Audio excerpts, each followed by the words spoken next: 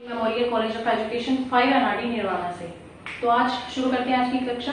तो आज का जो हमारा टॉपिक है वो है यूनिट सेकंड का टॉपिक है बाल अधिकारों पर अभिसमय, जो कि संयुक्त राष्ट्र सम्मेलन से संबंधित है, जिसे हम नाम देते हैं UNCRC, जिसकी फुल फॉर्म है United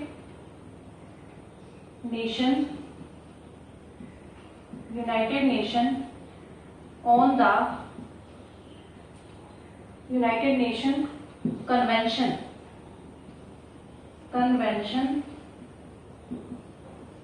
on the rights of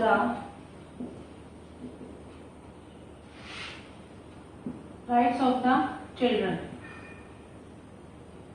ठीक है, तो ये इसकी फुल फॉर्म हो जाती है United nation convention on the rights of the children. UNCRC के जो कार्य हैं, जो अभी समय लागू किए गए जो अनुच्छेद हैं, उनका वर्णन हम करेंगे। तो उससे पहले हम ये जान लें कि इस सम्मेलन में क्या क्या प्रावधान किए गए। तो इस सम्मेलन में जो प्रावधान किए गए वो बच्चों के लिए थे। मानव अधिकारों पर एक संधि थी। मानव अधिकारों के लिए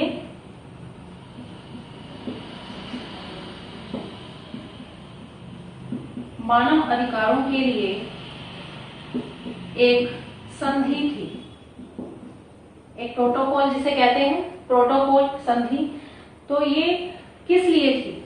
जो बच्चों के नागरिक, राजनीतिक, आर्थिक, सामाजिक, स्वास्थ्य एवं संस्कृति से संबंधित अधिकारों को परिभाषित करती है, और ये चाहती है कि इस जो बच्चे हैं वो जो 18 वर्ष से कम हैं उनका इसमें व्याख्या जो है एक्सप्लेनेशन की जाती है, उनकी व्याख्या की जाती है जो बच्चे 18 वर्ष से कम हैं। वैसे तो 14 वर्ष से कम बच्चों की भी बात की जाती है कि उनको होटलों, ढाबों और कहीं भी रेस्टोरेंट वगैरह में नहीं लगाना चाहिए या कारखानों वगैरह में काम नहीं करवाना चाहिए उनसे, लेकिन 18 वर्ष से कम के बच्चों को भी ऐसी जगहों पर काम करने से मना किया गया है। उनकी शिक्षा की ओर ज्यादा ध्यान दिया गया है। ठीक है, तो ये जो इस सम्मेलन है इसमें अंतर्राष्ट्रीय नियमों के अनुसार शर्तों का पालन करने के लिए जो है विद्यालय जो है वो प्रतिबद्ध है। वो अंतर्राष्ट्रीय नियमों का उनको पालन करना होगा। इसके अकॉर्डिंग क्या है कि जो बाल अधिकारों का वर्णन किया गया है, बाल अधिकारों में जो है हम शामिल कर सकते हैं, जैसे कि उनको शिक्षा का अधिकार होना चाहिए, स्वतंत्रता का अधिकार होना चाहिए, समानता का अधिकार होना चाहिए, उनको अपना धर्म मानने का अधिकार होना चाहिए, उनकी संस्कृति को अपनाने का अधिकार होना चाहिए। तो ये जो सारे अधिकार हैं इनकी व्याख्या ये सम्मेलन करता है। तो इस सम्मेलन से जो देश जुड़े हुए हैं वो 196 राष्ट्र से जुड़े हुए हैं, जो इस सम्मेलन की शर्तों को मानते हैं, जिससे कि इन बच्चों के जो अधिकार हैं वो सुरक्षित हो सके। यह सम्मेलन बच्चों की विशिष्ट आवश्यकताओं और अधिकारों की बात करता है, और यह सम्मेलन ये चाहता है कि जो सदस्य राष्ट्र हैं वो माता पिता को उत्तरदायित्वों का एहसास करवाएं। जो माता पिता हैं वो बच्चों को अपने अधिकार जो है वो ये चाहें कि उनको उनके अधिकार मिलने चाहिए। तो माता पिता जब तक जागरूक नहीं होंगे तो उनके बच्चे भी जागरूक नहीं हो सकते। तो माता पिता को अवेयर करना जरूरी है, और उनको ये जानना जरूरी है कि किस तरह से हमारे बच्चों को स्वतंत्रता देनी है, किन जो है उनके प्रति जो भी दुराचार होते हैं उनको किस तरह से रोका जाए। तो ये माता पिता का भी कर्तव्य बनता है। तो ये सम्मेलन चाहता है कि उनको उनके उत्तरदायित्वों का एहसास हो जाए। तो सम्मेलन जो है सदस्य राष्ट्रों से ये अपेक्षा करता है कि जो बच्चे जो है जो अपने आप को अलग महसूस करते हैं, जो अलग बच्चे हैं, जो विशिष्ट बच्चे हैं, उनको सामान्य बच्चों के साथ रखकर किस तरह से आप उनको शिक्षित कर सकते हैं, उनको उनके अधिकारों के प्रति जागरूक कर सकते हैं। तो इसके अंतर्गत एक आर्टिकल है, आर्टिकल 19 की बात करें तो आर्टिकल 19 ये कहता है कि बच्चों के साथ किसी भी प्रकार की शारीरिक, मानसिक हिंसा नहीं होनी चाहिए। तो ये जो है कानूनी अपराध माना जाएगा अगर बच्चे के साथ, आर्टिकल 19 में लिखा गया है कि किसी भी तरह की शारीरिक, मानसिक जो है हिंसा होती है, शिक्षक द्वारा की जाए या माता पिता द्वारा की जाए या किसी भी अन्य पर्सन द्वारा की जाए, तो कई बार क्या होता है कि ये हिंसा उग्र रूप धारण कर लेती है, बच्चे भी आपराधिक प्रवृत्ति में आ जाते हैं। तो ये हिंसा जो है उनके साथ नहीं होनी चाहिए, इस आर्टिकल 19 में कहा गया है। ठीक है, परंतु सम्मेलन के जो है आपराधिक दंड के जो प्रावधान है उसमें ये कहा गया है कि जो ये हिंसा उनके प्रति होगी ये एक कानूनी अपराध माना जाएगा, इसके खिलाफ कानूनी कार्रवाई की जा सकती है और जो बच्चे हैं उनको उनका हक मिलना ही चाहिए। तो भारत ने UNCRC का अनुमोदन 11 दिसंबर 1992 को किया। भारत ने कब किया? 11 दिसंबर 1992 को अनुमोदन किया इस UNCRC का सम्मेलन का। भारत इसके सभी सिद्धांतों और आर्टिकल पर सहमत है। ठीक है, लेकिन एक जो मुद्दा था वो था बाल श्रम का मुद्दा। कौन सा था?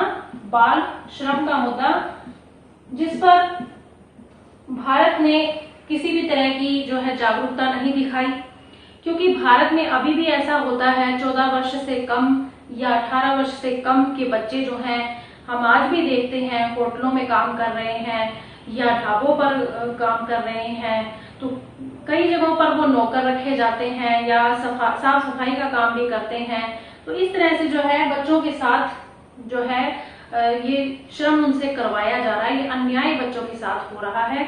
तो ऐसा नहीं होना चाहिए, लेकिन फिर भी हो रहा है। तो ये भारत जो है इस चीज में थोड़ा पीछे रह जाता है। भारत जो है एक अनुमान ये बताएं कि भारत में जो 14 वर्ष से कम आयु के जो बच्चे हैं या जो माने कि श्रमिक हैं, उनकी जो संख्या है वो 4 मिलियन है, जो 14 वर्ष से कम है। 14 वर्ष से कम जो बच्चे हैं, कम जो श्रमिक बच्चे हैं, श्रमिक बच्चे कहेंगे इनको, श्रमिक बच्चे जो हैं वो 4 मिलियन के आसपास हैं। ठीक है, तो ये तो इतनी संख्या हो गई 14 वर्ष से कम बच्चों की। तो 14 वर्ष से कम जो 14 वर्ष से अधिक वाले बच्चे हैं, जो श्रमिक कहे जाएंगे, 14 वर्ष से ज्यादा जिनकी आयु है, उनकी जो संख्या है वो 60 मिलियन है। 14 वर्ष से अधिक वाले श्रमिक 60 मिलियन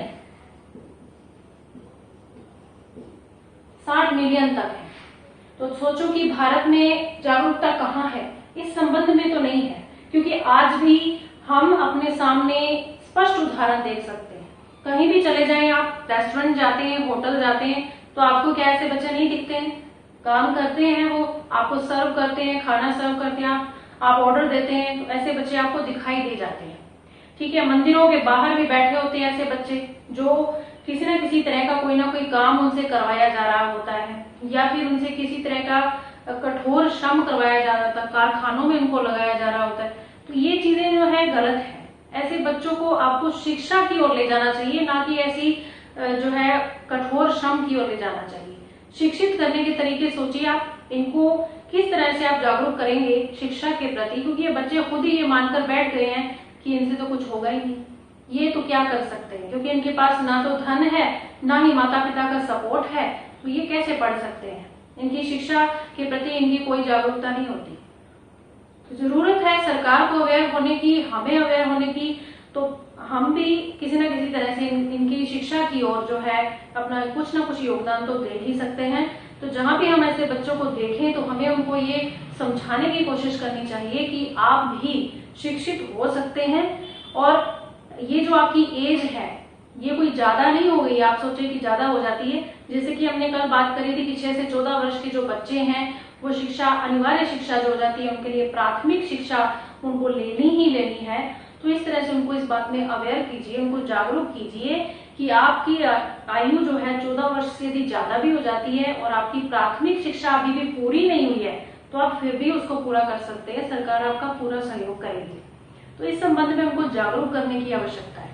तो ये सम्मेलन इन्हीं अधिकारों की बात करता है कि जो बच्चे हैं, जो किसी न किसी तरीके से या किसी वजह से, कारण से शिक्षा से पिछड़ रहे हैं, या उनके माता पिता भी इसमें सपोर्ट नहीं कर रहे हैं, तो इस सम्मेलन का यही कार्य है कि उनको इस बात के लिए जागरूक करें, माता पिता को आगे लाएं, अभिभावकों के साथ बैठक होनी चाहिए निरंतर, जिससे कि उनको ये पता चले कि शिक्षा आज के समय में कितनी जरूरी है। तो आगे बात करते हैं कि इस सम्मेलन में और क्या क्या कहा गया। तो जो राष्ट्रीय अंतर्राष्ट्रीय संस्थाएं हैं वो तो अपना काम कर ही रही हैं, लेकिन जरूरत है उन नियमों को, उन कायदों को मानने की। तो सरकार द्वारा जब इन प्रावधानों को लागू किया जाता है तो उसके अंतर्गत कई तरह के जो है अभिसमय लागू किए जाते हैं। अभिसमय जो है समावेशी शिक्षा से संबंधित ही होते हैं, क्योंकि ये सभी बच्चों के लिए है। तो सभी बच्चों के लिए है तो सारे बच्चे इसमें जुड़े होंगे, सभी वर्ग के, सभी जातियों के। तो किसी भी बच्चे के साथ भेदभाव तो करना ही नहीं है। तो ये यूएनसीआरसी जो है ये यही चाहता है कि जो संगठन स्थापित किए जाएं वो सिर्फ बच्चों के अधिकारों की बात करें और उनकी स्थिति को सुधारने का प्रयास करें। ठीक है, अपनी नीतियों में भारत सरकार ने भी ये कहा कि ऐसे जो बच्चों की देखभाल से संबंधित प्रक्रिया है उसको भारत ने भी अपनाया है। ऐसी बात नहीं है, भारत ने भी अपनाया है। तो बालकों को प्राप्त करने के लिए जो अधिकार हैं वो किसी भी वर्ग से जुड़े हुए हो सकते हैं बच्चे, अपवंचित वर्ग से, अक्षम वर्ग से, किसी भी वर्ग से जुड़े हुए हो सकते हैं। तो समावेशी शिक्षा से संबंधित जो कुछ प्रावधान, कुछ अनुच्छेद इस सम्मेलन के अनुसार तय किए गए वो हम आगे इनकी चर्चा करते हैं। तो सबसे पहले जो समावेशी शिक्षा से संबंधित कुछ अनुच्छेद हैं, समावेशी शिक्षा से संबंधित महत्वपूर्ण अनुच्छेद।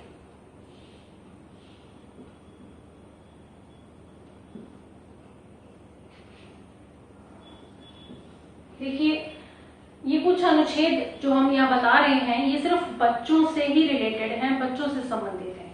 तो बच्चों के लिए हम किस तरह से कार्य कर सकते हैं ये इन अनुच्छेदों में बताया गया है।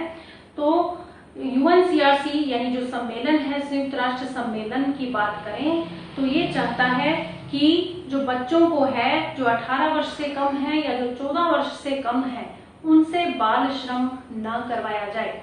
किसी भी जो है कठिन कार्य में उनको न लगाया जाए, चाहे वो कारखाने हो, होटल हो, रेस्टोरेंट हो, या घर में भी आप उनसे कठोर श्रम न करवाएं। माता पिता को भी ये चाहिए कि आप बच्चों पर पूरा ध्यान दें। जरूरत पड़ने पर वो आपके काम आएंगे, आपके परिस्थिति जैसी होगी उस परिस्थिति में आपका साथ अवश्य देंगे, लेकिन उनको मानसिक तरीके से तब तैयार तो कीजिए। मानसिक तौर पर जब वो तैयार हो जाएंगे तो वो ये सोचेंगे कि हम पढ़ भी सकते हैं और घर के कामों में सहयोग भी कर सकते हैं, दोनों तरफ चल सकते हैं। अगर आप उनको विद्यालय भेजते हैं तो वहां पर शिक्षक उनकी सहायता करता है, शिक्षक उनको हर तरह से तैयार करता है, शारीरिक रूप से, मानसिक रूप से, सामाजिक रूप से, किस तरह से समाज में उनको रहना है, समाज के नियमों का उनको पालन करना है। तो ये चीजें जो हैं ये शिक्षक उनको तैयार इसके लिए कर सकता है। तो शिक्षक जो है सबसे बड़ा गुरु होता है बच्चों के लिए, और माता पिता जो हैं वो भी अगर पूरा ध्यान दें अपने बच्चों पर और ये सोचें कि उनको अपने बच्चे को जो है काम की जो प्रक्रिया है वो भी सिखानी है। यानी ये ना हो कि कल को कोई ऐसी परिस्थिति आ जाए कि बच्चे जो हैं काम करने के लिए आगे ही ना आए, तो ऐसा नहीं होना चाहिए। उनको दोनों तरफ से तैयार कीजिए कि आपके लिए शिक्षा भी जरूरी है, परिवार भी जरूरी है। तो दोनों के साथ बैलेंस बनाकर किस तरह से चलना है ये माता पिता भी समझा सकते हैं घर में, और स्कूलों में, विद्यालयों में शिक्षक समझा सकते हैं। तो दोनों तरफ उनकी अवेयरनेस, जागरूकता होनी चाहिए। तो मेनली जो है उनके अधिकार जो है शिक्षा से संबंधित है। तो इन अधिकारों की बात करें तो इनमें सबसे पहला जो है अधिकार की व्यवस्था की गई है वो है समान अधिकारों की व्यवस्था। जो पहला पॉइंट है समान अधिकारों की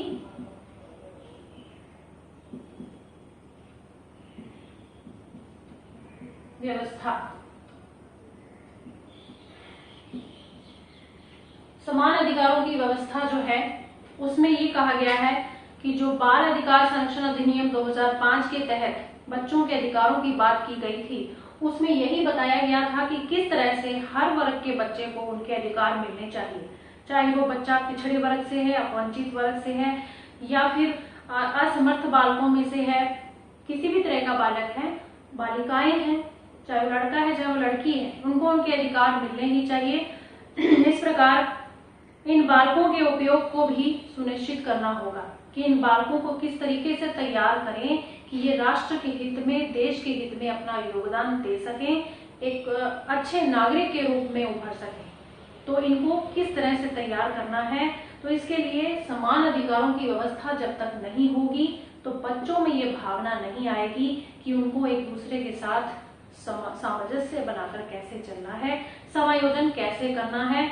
तो ये चीजें जो हैं ये शिक्षक वर्ग, अध्यापक वर्ग और विद्यालय में भी सिखाई जा सकती हैं, और घर में माता पिता भी अपने बच्चों को इस तरह की व्यवस्था के बारे में बता सकते हैं। दूसरा जो है समान शिक्षा की व्यवस्था। समान शिक्षा की व्यवस्था। अब हर तरह के, हर प्रकार के वर्ग के बच्चों के लिए समान शिक्षा की व्यवस्था होनी चाहिए। तो ये बच्चे जो हैं इनको ये अनुभव नहीं होना चाहिए कि किसी भी तरह से पिछड़े हुए हैं या अक्षम हैं या कुछ कर नहीं पाएंगे या इनसे कुछ नहीं होगा। उनकी इस विचारधारा को बदलना होगा। ये विचारधारा माता पिता बदल सकते हैं। अगर माता पिता ही अपने दो बच्चों के बीच में भेदभाव करने लगेंगे कि एक बच्चा टैलेंटेड है, एक बच्चा मंदबुद्धि है, और आप टैलेंटेड बच्चे के साथ ज्यादा अच्छा व्यवहार कर रहे हैं, उसको हर तरह की सुविधा दे रहे हैं, और जो मंदबुद्धि बच्चा है उसके साथ आप पक्षपात कर रहे हैं, मतलब उसको कोई भी सुविधा नहीं दे रहे हैं, किसी भी तरह से उसका ध्यान नहीं रख रहे हैं या उसकी शिक्षा की ओर आप ध्यान नहीं दे रहे हैं, तो ऐसा नहीं होना चाहिए। परिवार में माता पिता जो है इस तरह का व्यवहार ना करें। और विद्यालय में जो है कक्षा में बहुत सारे बच्चे बैठे होते हैं, तो शिक्षक को उनके साथ समान रूप से पेश आना चाहिए, समान व्यवहार करना चाहिए, समान उनको अवसर देना चाहिए। ठीक है, तो इस तरह से समान शिक्षा की व्यवस्था जब हो जाएगी तो ये बच्चे भी आगे आएंगे, अपना पूरा योगदान राष्ट्र के हित में, देश के हित में देंगे। ठीक है, तो आज की कक्षा में हम सिर्फ इतना 2 ही पॉइंट क्लियर करेंगे, तो बाकी का जो है कल की कक्षा में उसको हम समझाएंगे। तो पढ़ते रहिए और जो भी आपको समझाया जा रहा है उस पर ध्यान दीजिए और अपने टेस्ट की तैयारी कीजिए।